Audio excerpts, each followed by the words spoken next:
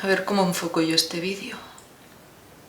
Bueno, sin duda una de las noticias más polémicas del sector inmobiliario. En un vídeo anterior ya os comenté lo que podía significar la aplicación de esta ley, os lo dejo aquí. Como ya ha sido aprobada, se publicó el 21 de septiembre y entró en vigor el 22 de septiembre, me ha dado tiempo a leerla, revisarla, informarme a expertos y... bueno. En el momento en que la leí hubieron cosas que me sorprendieron un poco, bastante, relacionadas con el funcionamiento del mercado inmobiliario, y he visto que no he sido la única. Tanto yo como algunos expertos hemos detectado ciertas incoherencias. Así que aprovecharé este vídeo no solo para comentar el contenido de la ley, que intentaré que sea lo más ameno posible, lo prometo, sino también para comentar esas incoherencias y relacionarlas con conceptos importantes dentro del mercado inmobiliario. Yo no soy abogada, pero sí que tengo el API y tengo formación técnica de arquitectura y marketing y estudios de mercado, así que, como siempre os digo, informaros bien y asesoraros a expertos. El tema no es de guasa. No voy a entrar en valoraciones personales ni políticas porque creo que el tema es muy delicado y tristemente afecta a muchísimas personas. Y tal y como está el asunto de la vivienda, creo que cualquier posición de cualquiera de las partes, tanto de los inquilinos como de los arrendadores, es totalmente respetable y totalmente comprensible. Quiero recordaros que el Tribunal Constitucional podría echarla para atrás porque ya han habido varios partidos políticos y asociaciones que la han recurrido. Informaros bien de todo. Durante el vídeo mencionaré algunas fuentes que podéis consultar. El caso: el pasado 9 de septiembre se aprobó la Ley 11/2020 sobre las medidas urgentes en materia de contención de rentas en los contratos de alquiler de la vivienda. Pues vamos allá. El documento empieza con el preámbulo donde pone en contexto la ley y hace un pequeño resumen. Y aquí ya encontramos algunas cosas que creo que es necesario comentar. De buenas a primeras nos dice que la Generalitat y las administraciones locales durante la última década se han mostrado particularmente resolutivas adoptando y ejecutando medidas dirigidas a incrementar el parque de la vivienda pública y social. Vale, es cierto que se han hecho algunos esfuerzos como incentivar a la rehabilitación para finalidades de vivienda social o la bolsa de mediación al alquiler social. Pero veamos el boletín especial sobre la vivienda social de 2020 que publicó el pasado mes de septiembre el Ministerio de Transportes, Movilidad y Agenda Urbana. Creo que es interesante la información que nos ofrecen estas gráficas. En estas tres podemos ver de forma general la evolución temporal que ha tenido la construcción de la vivienda en toda España. En la primera a la izquierda los datos son desde 1981. Y como podéis ver, los niveles bajaron de forma drástica en el momento en que estalló la burbuja en 2007. También es importante ver que en 1989 y 1990 hubo un cambio en la tipología de construcción y se pasó a construir mucha más vivienda libre que protegida. También es interesante remarcar lo que nos muestra la tercera gráfica, que los niveles de vivienda protegida en alquiler siempre han sido mucho más bajos que para la compra. Y aquí ya comparamos por comunidades autónomas. En la primera gráfica tenemos la inversión media por habitante de la vivienda en general según presupuestos de la comunidad autónoma. La señalada en rojo es Cataluña. En la segunda, la inversión media por habitante en vivienda de comunidades autónomas y ayuntamientos. Y en la tercera compara el incremento de vivienda protegida frente al incremento de hogares desde 1981. Y como podéis apreciar, Cataluña es una de las que más va en la cola junto con Canarias, Baleares, Ceuta y Melilla. En cuanto a números totales de 2019, aquí podéis ver que casi el 100% del parque de la vivienda de titularidad de Cataluña y sus entes dependientes fue de régimen de alquiler. Otra cosa que me ha llamado la atención es lo siguiente. Aquí pone en comparación los modelos de contención o de limitación de rentas del alquiler que se han dado en Francia y en Alemania. Lo que tampoco nos está mencionando es si estos modelos han sido positivos o negativos, pero bueno. Pues vamos a ver cómo está España respecto a los dos ejemplos que menciona. En la gráfica de la izquierda nos muestra el número de viviendas sociales por cada 100 habitantes, tenéis en amarillo a España y señalados en rojo a Francia arriba y más abajo a Alemania. Y en la gráfica de la derecha el porcentaje de vivienda social respecto al total de viviendas. España es el que está marcado en un color más oscuro. Creo que se puede observar que los tres países no tienen nada que ver y aunque Alemania tenga unos números más próximos a España, recordemos que tiene políticas diferentes y que el salario medio pues no tiene nada que ver. Y por último, antes de entrar ya en el contenido de la ley, dice que se trata de una medida estrictamente transitoria y de durada máxima de 1 año. Bueno, No acabo de entender que sea una medida transitoria de máximo un año, aunque por lo que dice después es bastante probable que se alargue, pero teniendo en cuenta el funcionamiento del mercado y de los contratos, lo que podríamos entender de aquí es que pasado un año, si el mercado se destensa, entonces ¿se podría volver a poner un precio libre de alquiler? Pues si es así, lo más probable es que volvamos a un estado de tensión, ¿no? Por lo que debería volverse a aplicar, pero ya habrían habido renegociaciones de contratos y contratos nuevos, ¿no? Bueno, ahora sí, vamos a los artículos. No me voy a entretener con todo, os hago un esquema general y voy a ir solo a las partes más importantes. La ley se estructura de la siguiente manera. Tenéis los links en la descripción. Artículo 1. ¿A quién aplica? Pues a los inmuebles de alquiler de vivienda, es decir, no contaría locales, despachos, etc., donde el inquilino tenga residencia permanente, con lo cual no contaría la temporal, y que se encuentren en área declarada tensa. ¿Y a quién no aplica? Pues a aquellos contratos de régimen especial, que son los suscritos antes del 1 de enero de 1995, conocidos como de renta antigua, los de régimen de protección oficial y sociales, y los de carácter asistencial. Las áreas declaradas como tensas de forma transitoria este primer año son las marcadas en rojo en el mapa y a la derecha tenéis el listado. Principalmente son Barcelona y alrededores, Girona, Lleida y Tarragona, y algunas zonas costeras y algunas interiores puntuales. Entonces, la pregunta del millón: ¿cómo se determina la renta del alquiler? Primero os comentaré el carácter general y después las excepciones. La renta pactada al inicio del contrato no puede pasar ni el precio de referencia, que ahora veremos cuál es, ni la renta del último contrato de alquiler actualizada con el índice de garantía de competitividad aplicado en el periodo del anterior contrato al nuevo, siempre que haya estado alquilado dentro de los 5 años anteriores a la entrada en vigor de esta ley.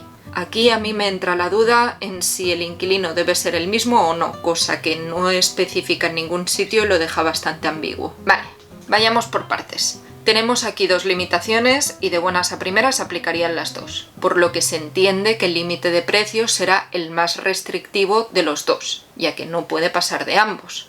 Y os preguntaréis, ¿qué es el índice de competitividad que sale aquí? Pues este índice, el IGC, se calcula a partir del IPC armonizado de la eurozona menos la pérdida de competitividad de España como país desde 1999. Y aquí hay algo que me choca bastante. En el momento de firmar un contrato de alquiler se puede elegir entre aplicar el IPC o el IGC y normalmente se aplica el IPC. Entonces, si la mayoría de contratos son fijados por el IPC, ¿por qué ponen aquí el IGC? ¿No sería más lógico aplicar el que viene por contrato? Eso sí, sea uno o sea otro, cuando los valores son inferiores a 0, no se aplica ningún incremento y si son superiores se aplica con un incremento máximo del 2%. Por lo que si lo buscáis veréis que el IGC ahora mismo es inferior a 0, con lo cual sería 0. ¿Y qué excepciones hay?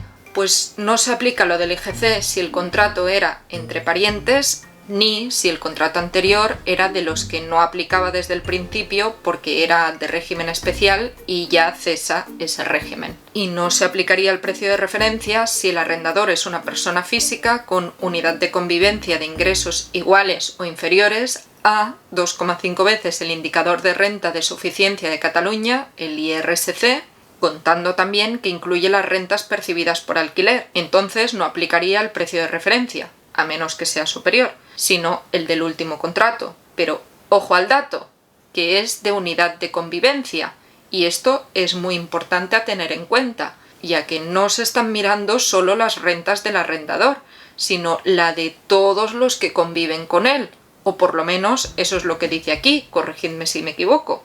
Actualmente el IRSC está en 569,12 euros al mes y 7.967,73 euros anuales. Si contamos el valor máximo, que es el anual, estaríamos hablando de que la unidad de convivencia familiar máxima para que no se aplique sería de 1.659,9 euros al mes, que se entienden brutos, incluyendo ahí el alquiler percibido. Os he dicho que no aplicaría el índice de referencia a menos que fuera superior, ¿no? En ese caso, a favor del arrendador podría incrementar el precio, pero cuidado entonces al hacer los cálculos, porque como estos cálculos superen el 2,5 del IRSC, pues ya no aplica. Otra excepción es en caso de que los inquilinos tengan unos ingresos iguales o superiores a 3,5 veces el IRSC. Aquí ya no especifica si es la unidad de convivencia, solo dice el arrendatario y crea un poco de confusión. A mi entender, serían las personas que figuran como arrendatarias en el contrato de alquiler, ya que es la parte arrendataria, pero hay especialistas que dicen que no es así. Entiendo que si hay, por ejemplo, dos arrendatarios que figuran en el alquiler, se tendrá en cuenta la suma de los ingresos de ambos. Entonces sería de 2.323,92 euros al mes. Y cuidado, hay un punto a tener en cuenta. Si hay más de un contrato de alquiler de vigencia simultánea que afecte a diferentes partes, entiendo que aquí podría tratarse de subarrendamientos o alquiler por habitaciones, la suma de las rentas acordadas no puede pasar la renta máxima aplicable al alquiler unitario de la vivienda. Ahora sí, vamos a por el precio de referencia. Os dejo en la descripción el enlace a la página con el índice de referencia. Como veis, se pueden poner las características del inmueble y os sale algo tal que así.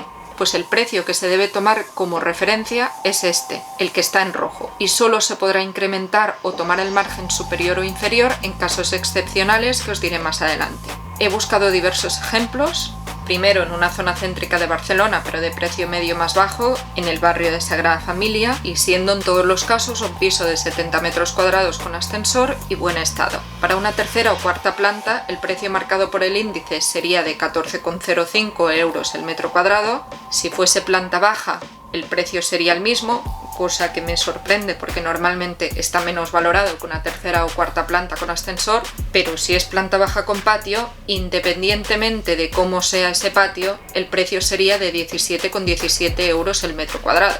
Una gran diferencia. Y si es el ático, el mismo precio, cosa que tampoco parece lógico.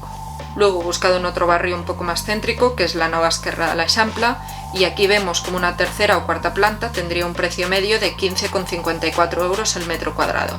Pero, ¿y si buscamos en una zona muy prime y exclusiva, como es Paseo de Gracia tocando a Plaza Cataluña? Pues 16,03 euros el metro cuadrado. Y en Avenida Pedralbes, que es una de las zonas más caras, el precio sale a 19,98 euros el metro cuadrado. También deciros que el precio del índice va variando con el tiempo, eso debéis tenerlo en cuenta. Os dejo aquí un resumen con el precio que correspondería a un piso de 70 metros cuadrados según los ejemplos que hemos visto, y para que os hagáis una idea del valor que se dan los precios de mercado de la venta, os he dejado también el mapa de calor. Señalar que el resultado del índice deberá ser impreso y adjuntado al contrato. Y ojo al dato, se aplica a la superficie útil. Las superficies, el eterno dilema. Haré un vídeo aparte hablando sobre todos los tipos de superficies, pero tenéis que tener en cuenta que se considera superficie útil a aquella que se puede pisar. Normalmente la que podemos consultar más rápido y en internet es la del catastro, donde tenemos la construida y la construida con elementos comunes, que no es lo mismo. Y el índice, curiosamente, nos dice que podemos consultar al catastro, pero como ya os he dicho, en el catastro no nos aparece la superficie útil, sino la construida. Donde sí que podríamos ver la superficie útil es en la cédula de habitabilidad. Hay otro punto a tener en cuenta, las terrazas y los balcones, que no se contemplan en ningún punto de la ley y en el índice solo cuentan las plantas bajas con patio. Para hacer un ejemplo os he hecho aquí un render con 3 casos. Según el catastro, cuando una terraza está cubierta y cerrada por 3 de sus 4 paredes, se cuentan todos sus metros cuadrados. Cuando solo está cubierta, se consideran el 50% de sus metros cuadrados. ¿Y qué pasa con las terrazas descubiertas en los áticos? Pues que no se contabilizarían. Y hay otra cosa que no contempla la ley y que entraría en conflicto con las tasaciones. Y es que en las tasaciones no se valora igual un inmueble con 1, 2 o 3 habitaciones o con 1 o 2 baños. ¿Y se puede incrementar el precio de la renta? Pues sí, de 2 formas. Si el inmueble cuenta con características específicas, que luego las veremos, o si se han hecho obras de mejora. Y no es lo mismo que las de mantenimiento, conservación o reparación.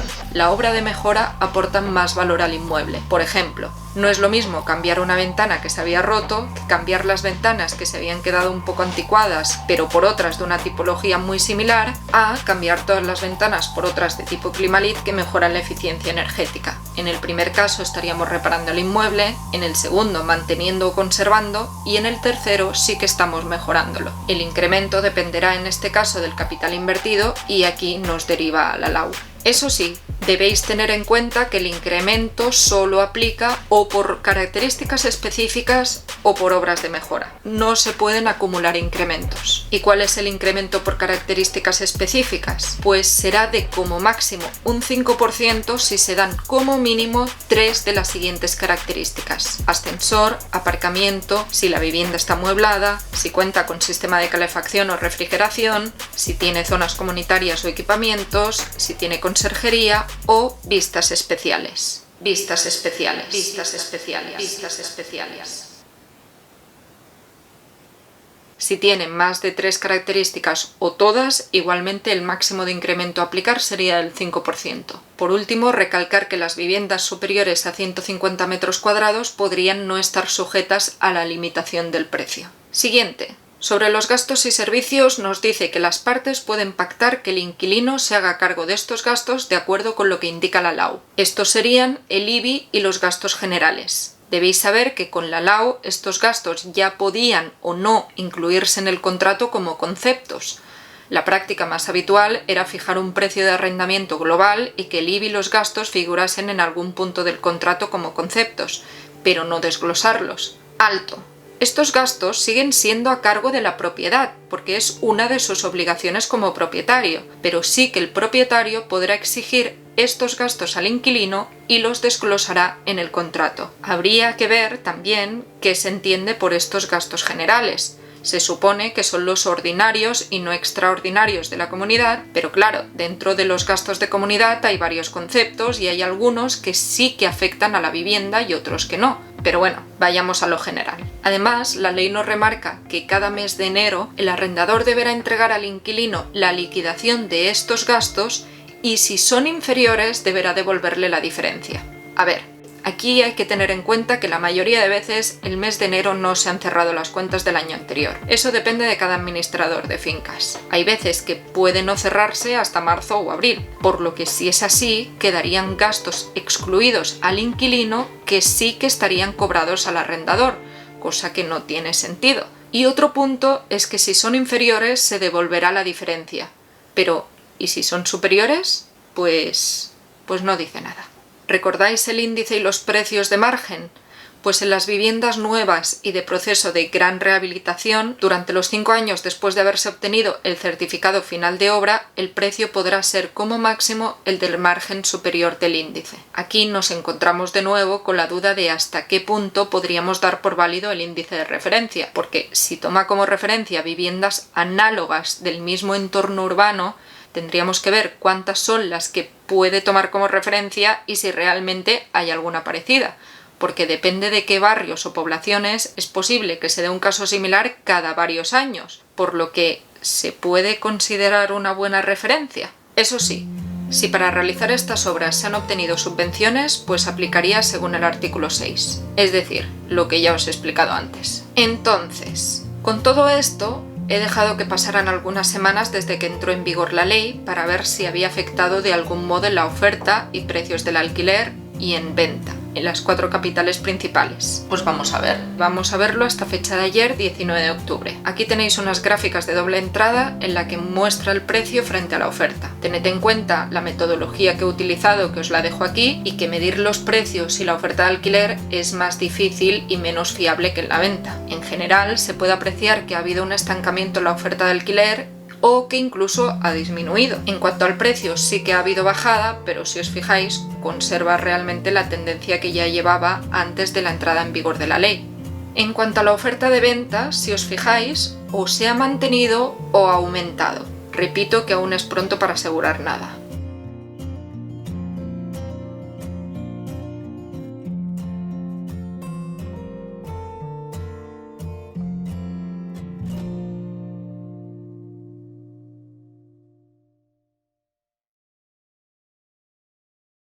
Bueno, como ya os he dicho, no entro en valoraciones, quería solo exponeros el contenido de esa ley y el porqué de esas incoherencias, así que cada uno que saque sus propias conclusiones. Muchas gracias y nos vemos en el siguiente vídeo.